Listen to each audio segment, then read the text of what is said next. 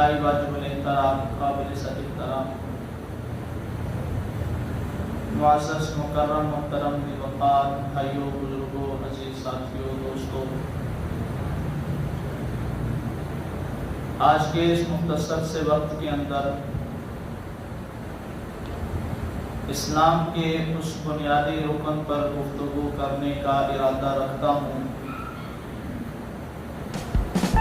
جس رکن کو میں اور آپ زکوٰۃ کے نام سے یاد کرتے ہیں، کیونکہ یہ شعبان کا مہینہ، آنے والا رمضان کا مہینہ اکثریت ان دو مہینوں کے اندر اور پچھلا جو مہینہ گزرا ہے رجب کا، صاحب نصاب جو افراد ہیں وہ اپنے مال میں سے زکوٰۃ نکالتے ہیں، اور یہ بندے کا اختیاری عمل یا اختیاری فعل نہیں ہے، یہ اللہ رب العزت کا حکم ہے۔ اور بدقسمتی سے ہم ان مہینوں کے اندر اس چیز کا تذکرہ کرتے ہیں، حالانکہ اگر کوئی بندہ ان مہینوں کے علاوہ کسی اور مہینے کے اندر صاحب مال ہو جاتا ہے اور سال گزر جاتا ہے، دوبارہ وہی مہینہ آتا ہے، تو اس بندے کو اس مہینے میں زکوٰۃ نکالنا لازمی ہے۔ شعبان یا رمضان یا رجب کا انتظار نہیں کیا جاتا، یہ تو اصول بتا دیا گیا ہے کہ بھائی زکوٰۃ نکالنی ہے، کوئی چیز ہے تو اس پر سال گزر جائے، تو یہ ہمیشہ یاد رکھنا کہ شعبان، رمضان یا رجب کے مہینے میں زکوٰۃ وہ افراد دے سکتے ہیں جن کا سال ان مہینوں میں پورا ہوتا ہو، لیکن جن کا سال ان مہینوں میں پورا نہیں ہوتا، دوسرے مہینوں کے اندر ان کے مال پر سال گزر جاتا ہے تو وہ دوسرے مہینوں کے اندر زکوٰۃ نکالیں۔ زکوٰۃ کی فرضیت اور زکوٰۃ کا حکم یہ صرف اس امت کے ساتھ بھی خاص نہیں ہے، اس امت سے پہلی جو امتیں گزری ہیں، بعض عبادات وہ اس امت کی اور جو اس امت سے پہلے گزری ان امتوں کے درمیان مشترک ہے۔ نماز اس امت کو بھی ملی، حضرت موسیٰ علیہ السلام کی جو امت تھی اس کو بھی نماز ملی، روزہ اس امت کو بھی ملا، اس سے پہلے جو امتیں گزری ہیں ان پر بھی روزے فرض تھے۔ اسی طرح حج یہ امت بھی کرتی ہے، اس سے پہلے جو امتیں گزری ہیں وہ بھی حج کرتی تھی، البتہ طریقہ مختلف ہو سکتا ہے، جو انداز مختلف ہو سکتا ہے۔ اس امت کے حصے میں 5 نمازیں آئیں، بعض امتوں کے حصے میں 5 سے زیادہ نمازیں تھیں، حضرت موسیٰ کی امت میں 2 نمازیں فرض تھیں، اس امت کے حصے میں 30 روزے فرض کیے گئے، اور بعض امتیں ایسی تھی جن کے اوپر 2 مہینوں کے روزے فرض تھے، 40 دن روزے تھے۔ تو یہ زکوٰۃ اس امت میں بھی ہے، زکوٰۃ سابقہ امتوں میں بھی تھی، لیکن اس امت کے افراد جو زکوٰۃ ادا کرتے ہیں شریعت نے ان کا الگ طریقہ بتایا ہے۔ سابقہ امتوں کا طریقہ الگ تھا، وہ اپنے مال نکالتے تھے اور جناب ایک میدان میں رکھ دیتے تھے، آسمان سے آگ آتی گرتی اس سامان کو، اس مال کو جلا دیتی، اگر وہ مال جل جاتا، اگر وہ آگ آسمان سے گر کے اس مال کو راکھ بنا دیتی تو سمجھا جاتا تھا کہ اس کی زکوٰۃ قبول ہو گئی ہے، اس کا صدقہ قبول ہو گیا ہے، اس کی قربانی قبول ہو گئی ہے۔ لیکن اللہ نے اس امت پر کتنا کرم فرمایا، اللہ نے اس امت پر کتنا پردے ڈال دیے، ہم زکوٰۃ بھی ادا کر دیتے ہیں، ہم قربانی بھی ادا کر دیتے ہیں، ہم صدقہ فطر بھی دے دیتے ہیں، اور کسی کو پتہ نہیں چلتا کہ یار اس کا قبول ہوا ہے یا نہیں قبول ہوا۔ ہمارا کام دینا ہے۔ اللہ کی ذات نے ہم پر ایسے پردے ڈال رکھے ہیں کہ اللہ کی ذات ہمارے مال کو قبول کرے یا قبول نہ کرے، لیکن لوگوں کو اس بات کا پتہ نہیں چلنے دیتی کہ فلاں کا مال قبول ہو گیا، فلاں کا مال مردود ہو گیا ہے۔ یہ اللہ نے اس امت پر خاص انعام کیا ہے۔ تو میں عرض یہ کر رہا تھا کہ اللہ نے اس امت پر بھی زکوٰۃ فرض کی ہے، اور زکوٰۃ کی فرضیت اتنی اہم ہے، اکثر اوقات جب کبھی اس عنوان پر گفتگو کی جاتی ہے تو اکثر لوگوں کے ذہنوں میں یہ خیال آتا ہے کہ نہ جانے آج مولوی صاحب زکوٰۃ پر بات کر رہا ہے، ضرور کوئی چندے کی اپیل کا موڈ ہوگا، ضرور کوئی جناب چندہ مندے کا کوئی آج موڈ بنایا ہوگا۔ واللہ ایسی بات نہیں ہے۔ ہمارا کام ہے آپ کو ایک راستہ بتانا، ہمارا کام ہے جو شریعت نے طے کیا ہے وہ آپ تک پہنچانا۔ ہم کوئی آپ کے مال میں ہاتھ ڈال کر آپ کی زکوٰۃ نہیں نکلوائیں گے۔ یاد رکھنا، جس طرح نماز پڑھنا یہ اللہ کا حکم ہے، اور نہ پڑھنے والا اور اس کا انکار کرنے والا کافر ہو جاتا ہے، نہ پڑھنے والا فاسق ہو جاتا ہے، فاجر ہو جاتا ہے، گناہگار ہو جاتا ہے، اللہ کے رسول کی نظروں سے گر جاتا ہے، کل قیامت کے دن مایوس ہو جائے گا، کل قیامت کے دن وہ سوائے افسوس کے اور کچھ ہاتھ نہ آئے گا۔ اسی طرح زکوٰۃ کا انکار کرنے والا کافر ہو جاتا ہے، دائرہ اسلام سے نکل جاتا ہے۔ زکوٰۃ کو ادا نہ کرنے والا فاسق ہو جاتا ہے، گناہگار ہو جاتا ہے۔ جس طرح نماز فرض ہے اسی طرح زکوٰۃ فرض ہے۔ فرق اتنا ہے کہ نماز یہ بدنی عبادت ہے، زکوٰۃ یہ ہمارے مال کی عبادت ہے۔ رسول اللہ صلی اللہ علیہ وسلم نے اس کا اتنا اہتمام کیا۔ سیدنا صدیق اکبر رضی اللہ تعالیٰ عنہ کا دور ہے، آپ کے سامنے سیدنا صدیق اکبر رضی اللہ تعالیٰ عنہ کا دور ہے۔ جناب محمد رسول اللہ صلی اللہ علیہ وسلم کا انتقال پرملال ہو گیا۔ ادھر سے اسودینی، مسلمہ کذاب، طلیحہ جیسے بدنما اور بدداغ قسم کے لوگ منظر عام پر آئے اور ختم نبوت کا انکار کیا، نبوت کا جھوٹا دعویٰ کیا۔ جیسے اسامہ کا لشکر تیار تھا، رسول اللہ صلی اللہ علیہ وسلم کے آخری دور میں آخری ایام میں یہ لشکر نکل کر کے مدینے سے روانہ ہوا۔ اس لشکر کو پتہ چلا رسول اللہ صلی اللہ علیہ وسلم کا انتقال ہوا، یہ لشکر واپس آ گیا۔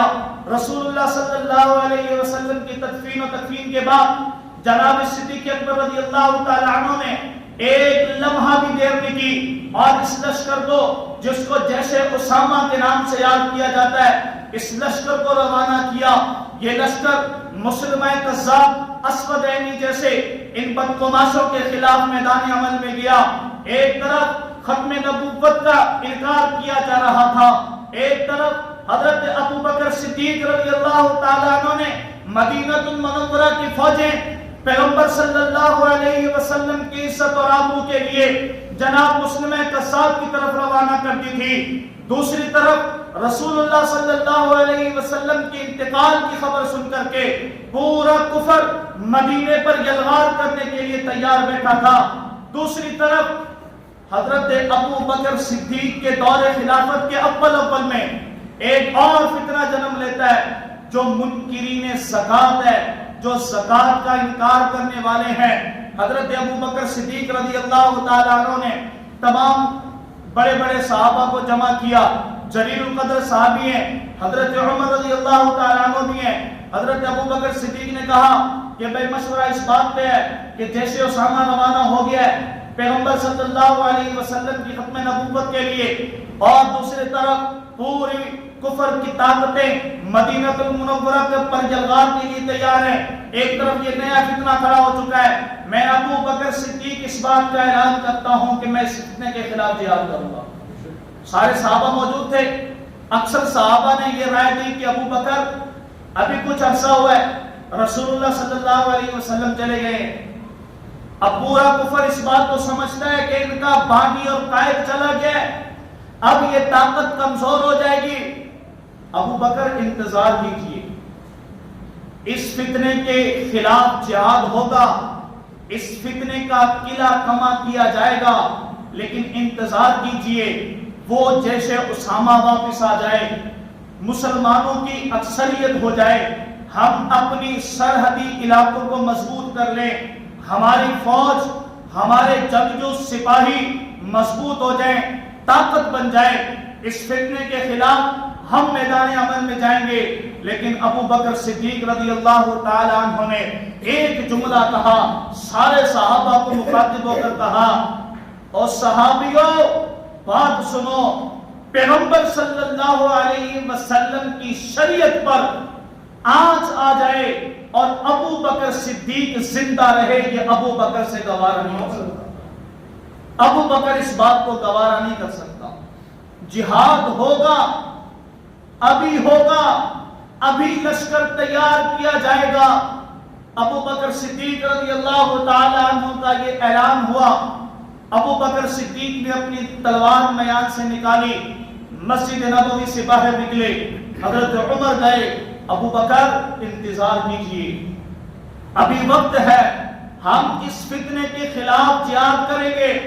سیدنا ابو بکر صدیق رضی اللہ تعالی عنہ نے کہا کہ آج ایک جماعت اس بات کا انکار کر رہی ہے کہ ہم زکات نہیں دیں گے، یہ خدائی ٹیکس ہے، یہ خدائی ٹیکس تصور کرتی ہے، ہم زکات نہیں دیں گے. آج ایک جماعت ہے، کل کو بہت ساری جماعتیں اس فتنے کے ساتھ مل جائیں گی، پھر مقابلہ کرنا مشکل ہو جائے گا. لیکن حضرت عمر پھر بھی نہ مانے تو ابو بکر نے پھر حضرت عمر کو مخاطب ہو کر کہا، عمر انت جبار فی الجاہلیہ وخوار فی الاسلام. عمر تو دور جہالت میں تو بڑا زبردست بہادر تھا، اب اسلام کی طاقت نے تجھے کیا کر دیا ہے. یہ جملہ حضرت ابو بکر صدیق نے حضرت عمر سے کہا. حضرت عمر خاموش ہو گئے. ابو بکر تلوار لے کر مسجد نبوی سے باہر نکلے اور اعلان کیا کہ اللہ کی قسم ہے اگر ایک شخص بھی میرے ساتھ اس جہاد کے لیے نہ نکلا تو ابو بکر صدیق اکیلا جائے گا. حضرت علی المرتضیٰ سامنے سے آئے، اپنی تلوار نکالی اور کہا کہ اعلان ابو بکر کا ہو اور پیچھے علی رہ جائے، یہ علی کو بھی گوارا نہیں ہو سکتا. سبحان اللہ. حضرت علی المرتضیٰ میدان میں آ گئے، کہا اے امیر المؤمنین آپ جو اشارہ کریں گے علی کی تلوار فیصلہ کرے گی، آپ اشارہ تو کریں، ہم ان بدبختوں کا سر اتاریں گے، ہم ان کے خلاف جہاد کریں گے. حضرت علی میدان میں آئے، پھر صحابہ آتے گئے، پھر ایک لشکر تیار ہوا، ابو بکر صدیق نے روانہ کیا. اس طرح اس وقت ابتدائے ابو بکر کے زمانے میں یہ جو فتنہ اٹھا تھا اس کو دبا دیا گیا. اس بات سے آپ اندازہ کریں کہ زکات کی فرضیت کی کتنی اہمیت ہے. ابو بکر نے کہا اگر کسی کے حصے میں اونٹ کی ایک رسی بھی زکات میں آئے گی تو ابو بکر ایک رسی بھی لے کر کے آئے گا. زکات کے معاملے میں ابو بکر کوئی نرمی نہیں کرے گا.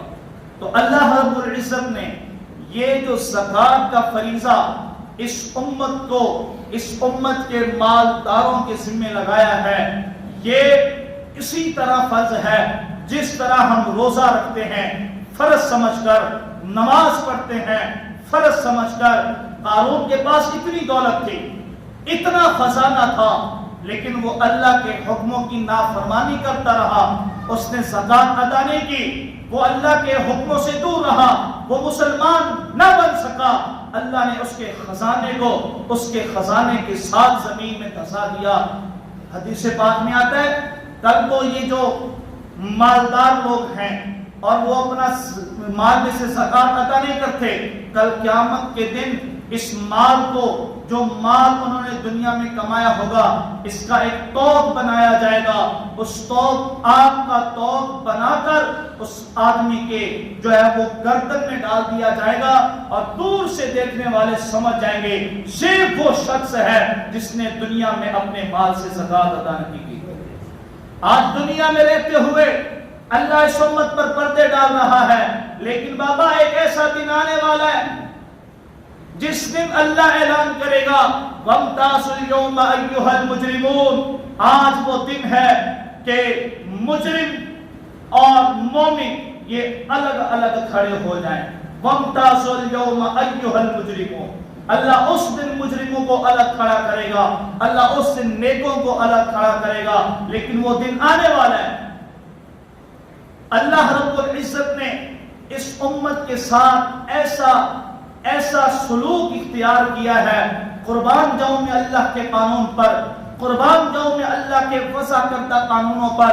آپ اندازہ کریں جب جہاد پر ایک غازیوں کی جماعت جاتی ہے اسلام کی سربلندی کے لیے، سب سے پہلے یہ بات سمجھیں کہ شریعت نے جب جہاد پر لوگ جاتے ہیں وہاں سے جو مال ملتا ہے، فتح کے بعد جو مال ملتا ہے اس کو مال غنیمت کہتے ہیں.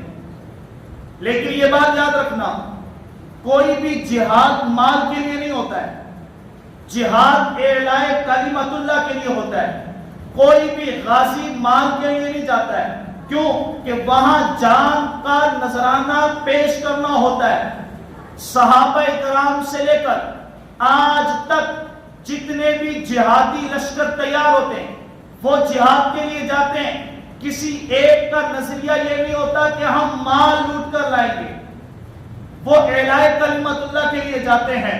اب جماعت گئی جہاد کے لیے، جہاد کیا، اللہ کے نام کو بلند کیا، اسلام اور دین کی سربلندی کے لیے. جہاد کے وقت مسلمانوں کو فتح ہوئی، اس فتح کے اندر جو مال ملا اس کو مال غنیمت کہتے ہیں. اب یہ جو مال ملا ہے یہ بغیر کسی مشقت کے ملا ہے. کیوں؟ یہ جو مشقت کی گئی ہے یہ مال کے لیے نہیں کی گئی تھی، یہ تو اعلاء کلمت اللہ کے لیے کی گئی تھی، یہ تو دین کی سربلندی کے لیے کی گئی تھی، یہ تو اسلام کی سربلندی کے لیے کی گئی تھی. لیکن اس کے ضمن میں جو مال ملا ہے اس کے اوپر کوئی مشقت نہیں ہے، اس کے اوپر کوئی محنت نہیں ہے. اللہ نے اس مال پر جس کے اوپر مشقت نہیں ہے، جس کے اوپر محنت نہیں ہے، 5واں حصہ رکھا ہے جس کو خمس کہتے ہیں. یعنی کہ مال غنیمت میں سے 5واں حصہ جو ہے وہ زکات ہوگی. وہ اللہ اور اللہ کے رسول کا، جب رسول اللہ صلی اللہ علیہ وسلم جب تک زندہ تھے تو یہ مال لیا کرتے تھے، اپنے اوپر اپنے اہل و عیال کے اوپر خرچ کیا کرتے تھے. رسول اللہ صلی اللہ علیہ وسلم کے چلے جانے کے بعد صحابہ کرام نے اس بات پر اتفاق کیا کہ 5واں حصہ بیت المال میں جمع کرایا جائے گا. اب توجہ کرنا، اب یہ جو مال ملا ہے اس پر مشقت، اس پر کوئی محنت، یہ ضمن میں ملا ہے. گئے تو جہاد کے لیے تھے، اعلاء کلمت اللہ کے لیے تھے، اسلام کی سربلندی کے لیے تھے، لیکن ضمن میں مال ملا ہے. کوئی محنت نہیں ہے، کوئی مشقت نہیں ہے. اللہ نے اتنی سی بات کا لحاظ رکھتے ہوئے 5ویں حصے کا اعلان کیا ہے. اس کے بعد آپ کے پاس ایسی زمین ہے جس کا پانی مفت میں ملتا ہے، کوئی پانی کے پیسے نہیں دینے پڑتے، کوئی وہاں نہری نظام بھی نہیں ہے، بس دریا کا پانی آتا ہے. یا آپ کی بالائی زمینیں ہیں جہاں پر اکثر و بیشتر بارشیں ہوتی رہتی ہیں، آپ نے صرف ہل چلانا ہے، بیج ڈال دینا ہے، صرف تھوڑی سی محنت کی ہے. باقی جو پانی ہے وہ یا تو بارشوں کا ہے یا دریاؤں کا ہے، بغیر کسی ٹیکس کے، بغیر کسی پانی کے پیسے دینے کے، بغیر کسی ٹیوب ویل کے یا پیٹرول ڈال کر مشین کے ذریعے سے پانی نکالے. یہاں صرف محنت اتنی ہے کہ آپ نے بیج ڈالا ہے اور آپ نے ہل چلایا. اب تھوڑی سی محنت آپ نے کی ہے، اللہ نے بوجھ کم کر دیا. اللہ نے کہا کہ تھوڑی سی محنت کی ہے بندے نے، اب تیری اس زمین سے 10واں حصہ نکلے گا. یعنی کہ بوجھ اور کم ہو گیا، اللہ نے اور کم کر دیا مال. اب 10واں حصہ. اب آپ کی زمین ایسی ہے کہ جس کے اوپر پانی بھی ٹیکس کا ہے، پیسوں کا پانی ہے، نہری نظام ہے، وہاں واٹر ہے، نہریں ہیں، اس سب کا خرچہ ہے، اور جناب ٹیوب ویل ہے، اس کے ذریعے سے آپ پانی زمین کو سیراب کرتے ہو اور بیج بھی ڈالتے ہو، ہل بھی چلاتے ہو. یہ اور زیادہ محنت ہے، یہ تھوڑی سی اور زیادہ محنت ہے. اللہ نے اس محنت کو دیکھتے ہوئے اور سہولت دے دی. اللہ نے کہا 20واں حصہ دے دو جس کو عشرون کہا جاتا ہے. پہلے 5واں حصہ خمس، دوسری زمین پر 10واں حصہ عشر، اب تیسری قسم کی زمین پر عشرون 20واں حصہ. یعنی پہلے آپ کو 5 بوری پر 1 بوری دینی پڑی، پھر آپ کو 10 بوریوں پر 1 بوری دینی پڑی، اب 20 بوریوں پر 1 بوری دینی پڑی، یعنی کہ آپ کو 20واں حصہ کر دیا۔ لیکن ایک بندہ ہے، اس نے فیکٹری لگائی ہے، مزدور رکھے ہیں، دن رات محنت کرتا ہے، چوکیداری کرتا ہے، اب اس کی محنت اور بڑھ گئی ہے۔ اب اس نے اس فیکٹری کے ذریعے سے سونا چاندی بہت کچھ کما لیا ہے، لیکن اللہ نے اس کی محنت کا لحاظ رکھتے ہوئے اس پر اور بوجھ کم کر دیا اور اس کے لیے یہ قانون بنا دیا کہ تو 40واں حصہ ادا کر دے۔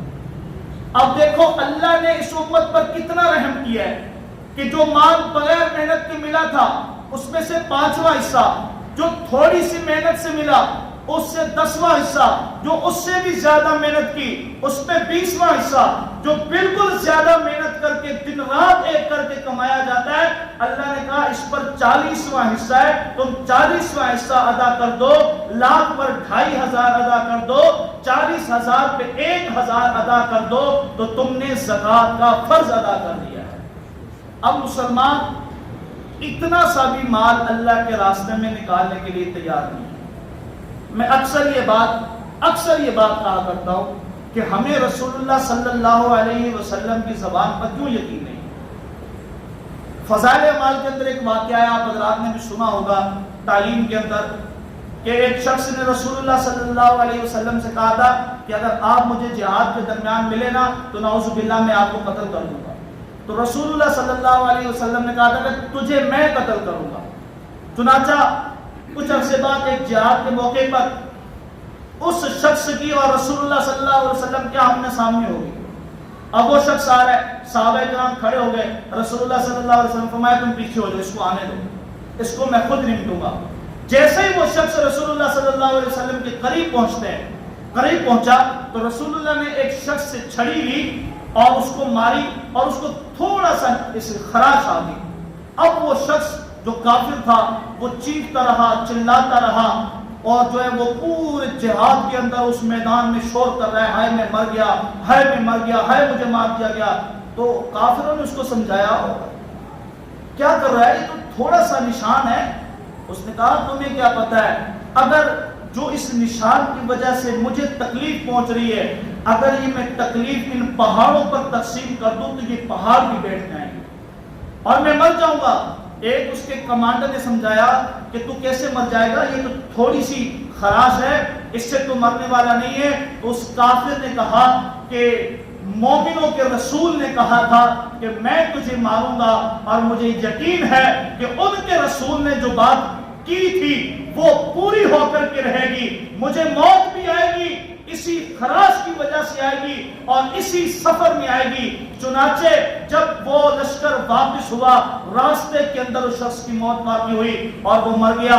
تو صاحب فضائل اعمال حضرت شاہ صاحب لکھتے ہیں اس کے فائدے کے اندر کہ اس کافر کو رسول اللہ صلی اللہ علیہ وسلم کی زبان پر اتنا اعتماد اور یقین تھا کہ وہ چیختا رہا کہ میں مر جاؤں گا، اور حقیقت میں وہ مر گیا۔ ہم مسلمانوں کو رسول اللہ کی زبان پر کیوں اتنا یقین نہیں؟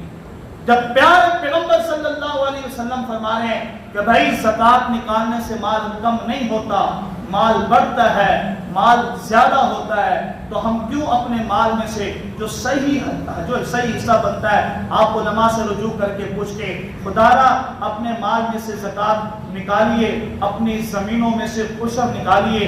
آج یہ جو جتنے عذاب آ رہے ہیں، آج مہنگائی کا طوفان ہے اور عذاب ہیں، یہ سارے اس وجہ سے ہیں کہ ہم اپنے مال میں سے صحیح معنوں سے زکوٰۃ ادا نہیں کرتے۔ ہم اس فرض کو فرضیت کی اہمیت ہی نہیں دیتے۔ ہم سمجھتے ہیں کہ ہم نے 200-300 روپے دے دیے، کسی غریب کو دے دیے، ہماری زکوٰۃ نکل گئی۔ بابا نہیں، اپنے مال کا پورا حساب کر کے زکوٰۃ نکالنا ہم لوگوں پر فرض ہے۔ اور یہ بات بھی یاد رکھنا کہ مال جس کو دے رہے ہو نا، وہ بھی تفشیش کر کے دیا کرو۔ آج کل پیشہ ور لوگ بہت ہیں، بظاہر تو بیچارے حقیقت میں لگتے ہیں کہ یہ مستحق ہے، لیکن بعد میں پتہ چلتا ہے کہ فلاں بھیک مانگنے والے کی اتنی گاڑیاں نکل گئی، اتنا بینک بیلنس ہے۔ تو یہ آج کل پیشہ ور لوگ بھی بہت ہیں۔ تو اپنے مال کو صحیح جگہ پر لگانے کی کوشش کرو، یہ ہماری اپنی ذمہ داری ہے۔ اور آخر میں یہ بات بھی آپ سے کر دوں کہ آپ اپنے مال کو اگر صحیح معنوں میں لگانا چاہتے ہیں تو مدارس دینیہ کے اندر دیں، وہاں پر کالا اللہ اور اللہ کے رسول کی بات پڑھنے والے سننے والے مسافر طلباء کرام پڑھتے ہیں۔ اور آپ حضرات کو پتہ ہے ختم نبوت اور دفاع صحابہ کے لیے جو لوگ جانوں کے نذرانے پیش کر چکے ہیں، ان کے بچے ہیں، یتیم گھرانے ہیں، ان کی کفالت الحمدللہ اہل سنت والجماعت کر رہی ہے۔ آپ نے ابھی دیکھا ہوگا 13 مارچ کو شہداء ڈے کراچی کے اندر اہل سنت والجماعت کے قائدین نے ایک بھرپور ڈے منایا شہداء کے بچوں کے ساتھ۔ ان میں سے 3 گھر ایسے ہیں، 3 شہداء کے گھرانے ایسے تھے جن کو زمین خرید کر اور اس پر مکان تعمیر کروا کے ہر طرح سے بنوا کر کے شہداء کے گھرانوں تک چابیاں پہنچا دی گئی ہیں۔ تو یہ اہل سنت والجماعت کی جماعت جو ہے وہ قائدین اپنے شہداء کے بچوں کے ساتھ چل رہے ہیں۔ آپ اس جماعت کے ساتھ تعاون کریں، آپ اپنی زکوٰۃ کو صحیح جگہ پر استعمال کریں اور صحیح طریقے سے اپنی زکوٰۃ کو نکالنے والے بن جائیں۔ جس طرح دیگر ہم فرائض اچھی طرح سے پورے کرتے ہیں، یہ فرض کے اندر کمی رہ گئی۔ اب ایک آدمی ہے زکوٰۃ اس نے دی ہے لیکن کم دے دی، اب اس کی زکوٰۃ ادا نہ ہوئی نا، اب وہ بے خبری کے اندر اس نے حساب کتاب لگایا نہیں، اندازے سے دے دی۔ اندازے سے اگر زیادہ دی ہے تو چلو ٹھیک ہے، لیکن اگر کم دی ہے تو وہ پوری نہیں ہوگی، تو یہ نقصان آپ کا ہے۔ ٹھیک طریقے سے علماء سے رجوع کریں، اپنے مال کی مالیت، اپنا جو مال ہے اس کی مالیت کا حساب لگائیں، علماء کو بتائیں کہ جی ہمارے پاس اتنا مال ہے، یہ چیزیں ہیں، اب اس پر زکوٰۃ لگے گی نہیں لگے گی، کتنی لگے گی، علماء سے پوچھ کر اپنی زکوٰۃ ادا کریں۔ اللہ تعالی ہم سب کو صحیح معنوں کے اندر عمل کرنے کی توفیق عطا فرمائے۔ وما علینا الا البلاغ۔